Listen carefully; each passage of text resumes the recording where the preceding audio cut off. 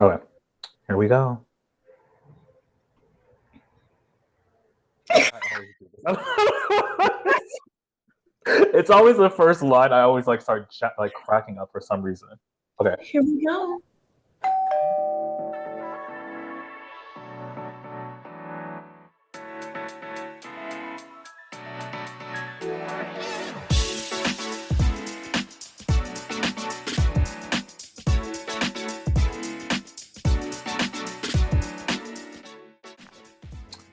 Hi. Hello, Gary. How are you? I'm doing great. How are you? Amazing. I'm just so excited to be here. Same. I'm so excited. Please introduce yourself to the people. What is your name? My name is Sydney Graves. What is your major or what do you have your degree in? My major is international studies with a specialization in global politics. I am going to ask you some questions. Okay. I'm ready. First question. What is the ICC? So, the ICC stands for, it's an acronym for the International Criminal Court. And it's basically an intergovernmental organization of countries who got together after World War II and decided that they wanted to have um, an institution that called out crimes against humanity, Mhm. especially following World War II. We see what the genocide that happened in Germany, the Holocaust. Mhm. Countries were basically trying to placate that, and they didn't want to see future crimes against humanity exist, Mhm. quote unquote, right? And Mhm. so they basically persecute individuals to the fullest extent of international law. And obviously, with international law, there's hard power and there's soft power. Mhm. So with the ICC, it's more so like a soft power, meaning that their policies aren't necessarily legally binding, but it is a court that calls out injustices and genocide, ethnic cleansing, and their goal is to hold people accountable for committing war crimes. Yes. The ICC framework, it's like it was made and its creation. They say it is created to placate crimes against humanity. Mhm. However, we in the international community have seen more so these crimes against humanity being very specific to countries in the global south as opposed to Mhm. crimes being committed by Western nations. It's interesting because the United States, I'm not sure how many states actually ratified the ICC because the ICC didn't come out of like a conference or anything, came out of a treaty. And Mhm. so a lot of states ratified the treaty, but the United States was one of the countries that did not ratify the treaty. Mhm. And it's just interesting to think about because this court is to get rid of crimes against humanity and it's to hold people who perform just injustices against other people accountable. Yet you Yeah. have, one of the biggest superpowers in the international community directly Mhm. saying, no, I am not going to ratify this treaty. I do not, like in other terms, I do not want to be held accountable in case it comes to that for war crimes that I may or may not have committed.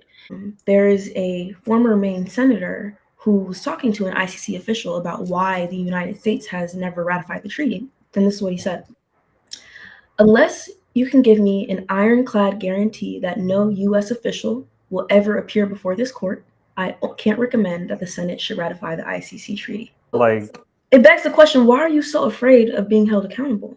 that part. It's because Innocent people don't run. no, that's true. And I think when it comes to America specifically, it's Mhm. like we have this image or this narrative that we have globally. Like we're out here fighting for human rights and like, the American dream is something that, is possible for everyone if you believe, Mhm. But it's crazy because when you do start to learn about these organizations, you start to see that it's actually the complete opposite. And a lot of the poverty and a lot of the interstate conflicts that we see nationally, or sorry, globally, are at the helm of, the United States and their entities. Really quick, Mm. what is the global south? Do you want me Oh, to explain or can you explain? okay. I can explain, and then you can add whatever I miss. But the global south is basically it's a conglomeration of countries who have been colonized or imperialized by Western nations, or they're just considered underdeveloped. So when we think about the global north, it's like United States, UK, basically all of Europe, and like US and Canada. Maybe I don't think China is a part of I do think that China is a part of the global north now. Why do you say that? Only because of their the amount of capital that they have and the amount of Yeah. like influence they now have due to like their major development. I will say that it's also differentiates like global south and global north is differentiated by ideals as well. And so even though China does have this capital and this growing economy, I would still consider them not separate from the global north and separate from the US and Canada, because they are, actively trying to establish a new global order separate from Western hegemonic structures with the BRICS, like Brazil, Russia, India, China, and then South Africa. So it's really just a straying away of Western ideology. But these countries didn't specifically isolate themselves. Before it was called the global north and the global south, it was actually called the core and the periphery. And you can see how that kind of places kind of hierarchy between these nations. Yeah, like a The separation. global north is up here and the global south is down here, when in reality, there is so many nuances to it, and it's kind of like actively othering these nations just because they aren't similar to the United States and to Europe and in Canada. I think it's interesting when we do talk about like hierarchy and capitalism, specifically from Western Europe. It's crazy because like every dynasty prior to the colonization of Europe on the entire world has had like some sort of hierarchical system in place. But I think the thing that makes it so unique when it comes to Europe is the fact that it is race based. You know what I mean? Like before, it was just kind of like, you were born to a certain family within a certain class. You know what I mean? It wasn't like you are like inferior to me because you are savage. You know what I mean? Like you are, Uncivilized. uncivilized. Yeah. And This it's means like, to be a civilized nation. You have nations calling themselves civilized, and they're going out and extracting resources from other nations, killing and raping people, holding people cheap as sex slaves, and doing all these crimes and tortures against humanity. But they are considered civilized. They are considered the icon of peace and freedom. what is the ICJ? Since we're speaking of justice. The ICJ is the International Court of Justice. Like the ICC, it is based in the Netherlands, in The Hague. And so the ICJ actually deals with disputes between countries. So like boundary issues, maritime laws, anything that a country deems like another country is infringing upon their sovereignty and their power, they take it up with the ICJ. And the ICJ is actually like an organ of the United Nations. So whenever the United Nations needs like advice concerning certain global issues like global warming or global poverty, they consult the ICJ. Would you ever work for a Bretton Woods institution? Yay or nay? No. Okay. No, I would not work. Oh. No, because I already know you, and I know you're going to explain why. Okay. Wait. Okay, next question. For those of you who don't know, Bretton Woods institutions are the World Bank and the IMF. Next question. Where is the World Bank and IMF, Sydney? They're both located in Washington, D.C. And Washington, D.C. is in the United States, right? Yeah. Okay. That. Do you know what they do, Sydney? This is not on the paper. I'm sorry. Wait, what'd you say? I said, do I? No. Yeah, I know what they do. And I think a lot of people are misinformed on what they actually do. They really are. I'm not exactly too sure of when the IMF and the World Bank were created. It might have also been after World War II. It was. But the IMF and the World Bank were created to basically create like an international means of distributing money.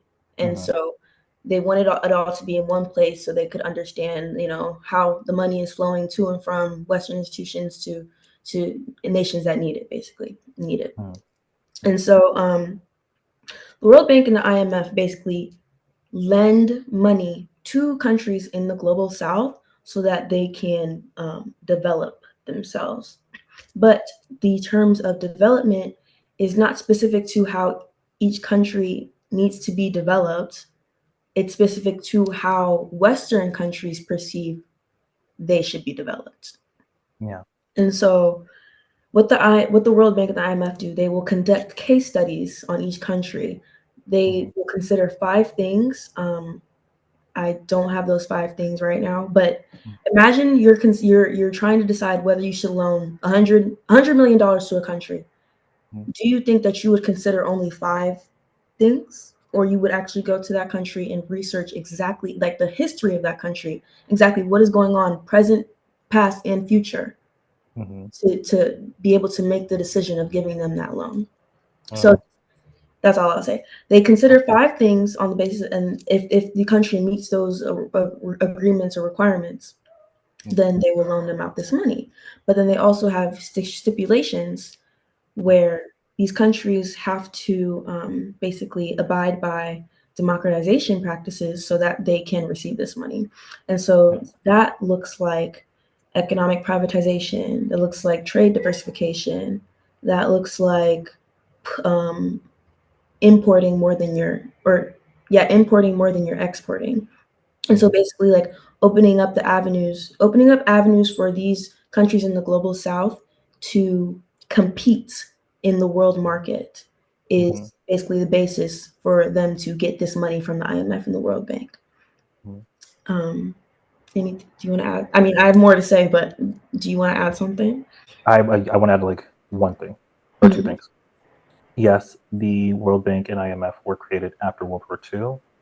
The intent for both of them to be created was to fund the rebuilding of Europe, Yes. specifically Europe. They held meetings in Vermont, I think it was, where they invited all nations because it was technically the World Bank, and they were trying to portray that, we're trying to develop all nations.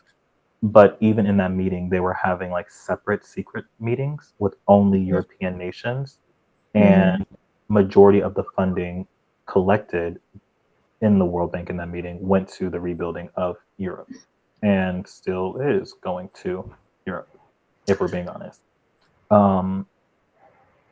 Development. I think the IMF and the World Bank have single-handedly ruined the development of the global south. Because these countries are in so much debt with no way of paying it off, no way of establishing their own sovereignty, and no way of becoming independent from these countries that they're borrowing from. Yeah. I think I just read that the Congo is $1,900 million in debt to the IMF and the World Bank. Yeah. And it's crazy because like how much cobalt is being extracted. How much minerals and natural resources are present in the Congo? The Congo is the heart of Africa. The Congo it's like the gift that keeps on giving. The How continent are of these Africa. nations, how are you $1,900 million in debt and still not developed? And like my professor, my Middle Eastern migration professor, his name is Hatim Bassan. He always says this in class. He's like, Africa is the richest continent in the world, which is fact. When you talk about riches, you're talking about resources, access to resources. Africa has the most natural resources in the world currently. You know what I mean? The gold rush that we had in California doesn't even touch the amount of gold that's in Sudan right now. Like, I mean, the gold standard failed like as quick as it came out. That's why we don't even have gold in this country. Sorry, what were you saying? I was going to say that's why the Bretton Woods institutions were created, because they ran out of gold, because the gold standard wasn't working. Yes, because they didn't have gold. There was no gold. And I think when it comes to when it comes to this idea of development, the reason why I always do a quotation with development is because like development is like it's a idea rather than like an actual situation. It's a narrative more than it is like a physical thing. Um, when you talk about development, you have to talk about the discourse that goes into development. And there's this thing that we talk about in my global poverty class where we talk about developmental discourse and how there is this hierarchical point of view like, oh, Africa it needs this, this, and that because we have this and we are here. So, like, we know exactly what they need when you genuinely have no idea what they need because you aren't there. There Mm. was an organization who, during the time in Africa, they were having like a large malaria breakout.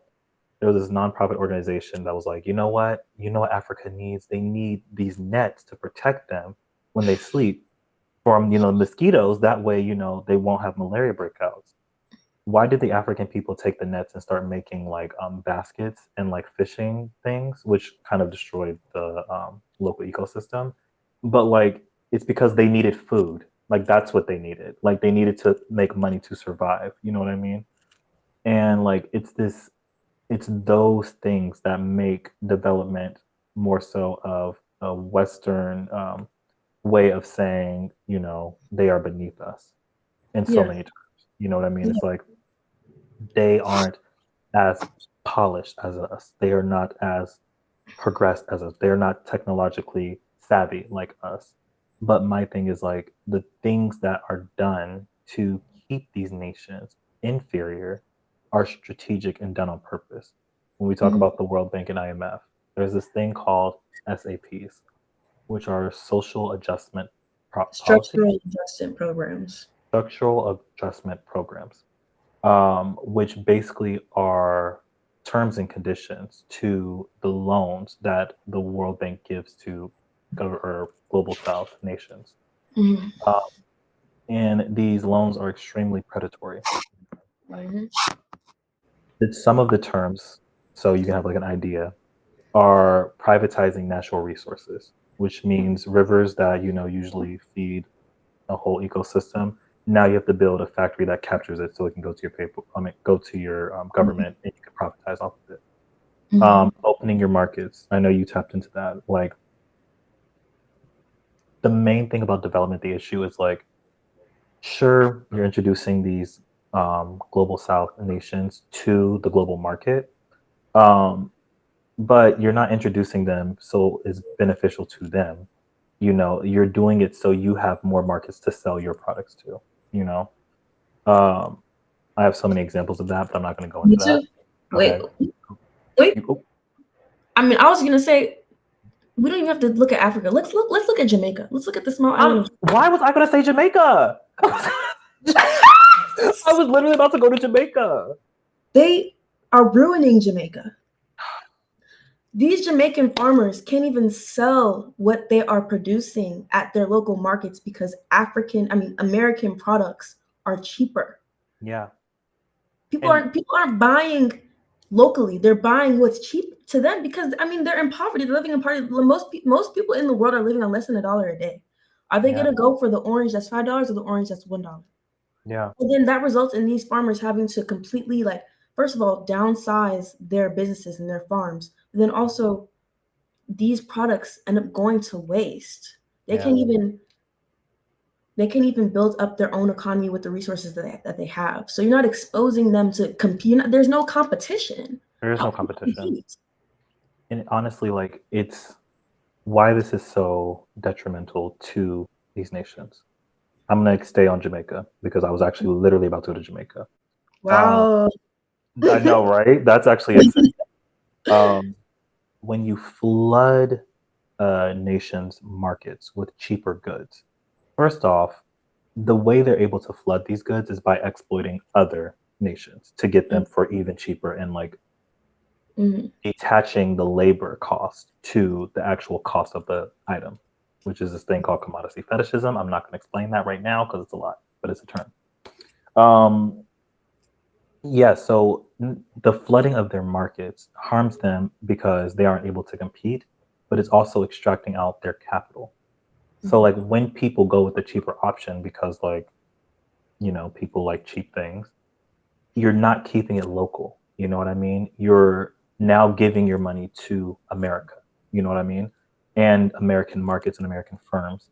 Mhm. And the thing that people, or what I want people to know, is like, not only are this money is coming out of these nations through the market by the population, but it's also coming out of these countries through their government, through these loans that they get from the World Bank. Like they have to pay these loans back while being screwed over in their markets. Like, and even with one of the another really big thing with SAPs is that they aren't allowed to put money towards social welfare programs. Mhm. Mhm. And that to me, like when I first read that, I was Mhm. like, this is evil. It's Like evil. you genuinely want these people to be cut off by the legs Mhm. so you can extract all you need so your country. And it's crazy because they use that money to give to, or America uses that money to give to American farmers so that they experience like subsidies from the government so that their production is cheaper. So it's Yeah, like they're actively doing what they're telling Jamaica and other countries not to not do. to do. Exactly. Okay, I have another question for you. Cindy, What's the question?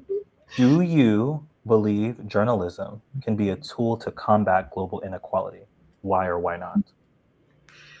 It's such a loaded question. And Gary knows that I am an aspiring journalist. Obviously, we both love the law. Well, we don't love the law, we want to learn the law. Yeah, But yeah, I love journalism and I believe in the power of the people. And I believe that journalism, though it has been kind of misused in modern day society, there's a way for us to reclaim it. You know, I'm an avid learner and student of the world, and I'm always seeking out knowledge that aids in the liberation of my people. And that's not done through just sitting idly and scrolling on social media. That's done through actively seeking out avenues where people's stories are being told and like the real stories are being told, like stories on the ground, not from people in power, the people who are experiencing the results and the effects of that power. yeah. Um, I believe that journalism shines light on people and places and events that have been hidden in the dark for far too long.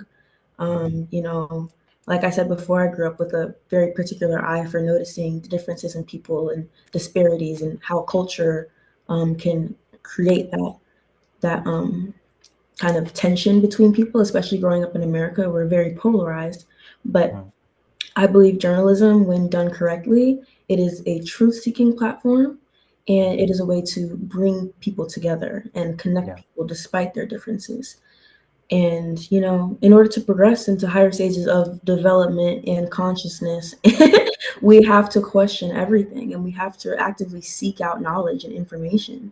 yeah, And so, does it necessarily single-handedly combat global inequality? No, but it makes people aware of what's going on and it establishes empathy and connection to people who are experiencing that poverty and the people who are putting the people in poverty. yeah, mm, Yes, yeah. journalism is a tool, and when it's used correctly, it's a power tool. I love that. Yes, power tool. Powers, it's like a drill. Yeah. Yes, that it is real. Like I agree 120% with everything you just said. It is definitely a strong Won't be tool. silenced anymore. We can't be silenced. No, we I think shouldn't. people are scared of journalism. They're scared because they turn on the news and they see nothing but terror and destruction, and they see people that Mhm. look like us, like looting in the streets and doing things that are considered, you know, like Which it's is propaganda. propaganda. Oh, did you say propaganda? Yeah. We literally are twinning right now. Why did I just say? I was like, it's literally propaganda. Like, But when journalism is used by the people, it's shut down. You know, mhm, books are burned, newspaper publications are destroyed because people are telling their stories. And mhm. so TikTok is shut I don't down. take yeah, I don't take Fox News and CNN as real journalism. No, even the New York Times you have to watch. No, that's not journalism, and it doesn't fit the definition. It's not actively like it doesn't do justice to the word. Yeah, no, it's more of entertainment, if It anything. is entertainment. Yeah. Mhm. Okay, But it's this is who a is entertaining? Not me. Sydney, Sydney. I'm not entertained. I'm not entertained. I'm mad. I'm actually getting pissed off. I'm Who is calling me? Who's calling? Who? Not Shauna They calling know me in you the middle of an coming. interview. Oh, Shauna, but Middle of a Zoom. I'm in the middle of an interview, literally for the podcast. You want to say hey, hi? I don't know if that's my phone right Shauna. now. Relationship. Polyamorous relationship. Yeah. Oh my gosh, dude! I called you mid song because I'm folding my clothes because I just now saw the wackest thing. Oh my god! Okay. Sorry. Shauna. Wait, I have to wrap this up. I'm so sorry. I'm at a minute and 13 minutes. I'm gonna have to call you back. Okay, I'm gonna call you back. Okay, bye. Okay. Oh no, did it stop? Oh no, it's still going. I'm so sorry for that. Last question. And I really want you to like think deep on this one. Mhm. Put on your cap of like, international relation, future journalist, Mhm. human ethic being, The question is, if you could make one law for the world to follow, what would it be? If I can make one law for everybody in the world to follow, it would be for them to question everything. Do not take Oh, anything at face value. Always actively seek out information. If what you're learning does not feel right, if it doesn't sound right, or if you just don't know about it, seek out another avenue of information that's going to explain that. And then seek out another avenue of information that's going to explain that. The act of learning and accumulating knowledge, it never ends. We are all students, and knowledge is power. And the more you know, the more you can grow. come on. Knowledge is power. Period. All right. Podcast on that note. You guys have a great day. Have a great day. Bye. Bye. If you enjoyed today's episode, make sure to like, subscribe, and share.